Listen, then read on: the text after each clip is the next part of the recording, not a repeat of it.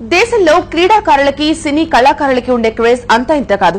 వాళ్లను దేవుళ్లలా పూజించే వాళ్ళ కొందరైతే వాళ్లకి గుళ్లు కట్టి మరీ పూజించేవారు ఇంకొందరు. అభిమానం చాటుకోవడంలో ఒక్కొక్కరిది ఒక్కో స్టైల్. ఇప్పుడు మనం చూడబోయే అభిమాని అలాంటి అభిమాని కాదు.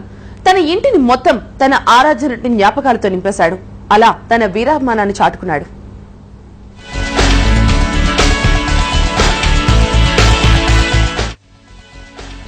ఈ ఇల్లును చూడండి.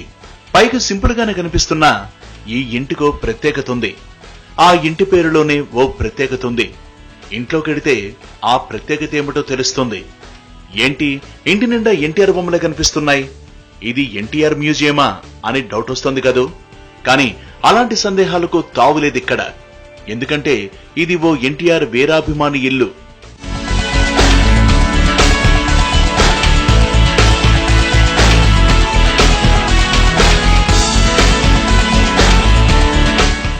ఈయన పేరు పుచ్చకాయల చంద్రమౌళి. కాకినాడలోని గంగరాజనగర్ లో ఉంటారు. ఓఎన్జీసీలో డిప్యూటీ ఇంజనీర్ గా పనిచేస్తున్నారు. ఎన్టీఆర్ కు వీరాభిమాని. తన ఇంటిని ఎన్టీఆర్ జ్ఞాపకాలతో నింపేసి తన అభిమానాన్ని చాటుకుంటున్నారు.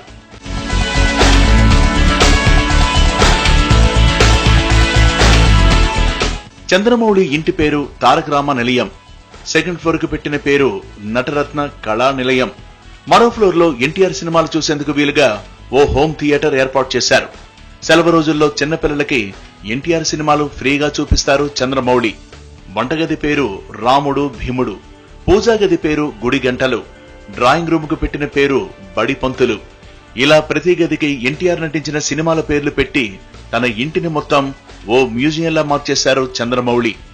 ఇంట్లో మనదేశం సినిమా నుంచి శ్రీనాథ కవి సార్వభౌమ వరకు ఒరిజినల్ సీడీలు ఇక్కడ చూడవచ్చు. ఎన్టీఆర్ నటించిన 302 సినిమాల్లో 249 సినిమాల సీడీలు, 1200 సినిమా పోస్టర్లు ఇంట్లో కనిపిస్తాయి. వీటిని సేకరించడానికి చంద్రమౌళి ఎంతో వ్యయ ప్రయాసలు పడ్డారు. ఎన్టీఆర్ మీద ఇంత అభిమానం పెరిగేందుకు ఓ కారణం ఉందంటారు చంద్రమౌళి. చిన్నప్పుడు ఇంట్లో దేవుడి సినిమాలకు తప్ప వేరే సినిమాలకు పర్మిషన్ ఇచ్చేవారు కాదట.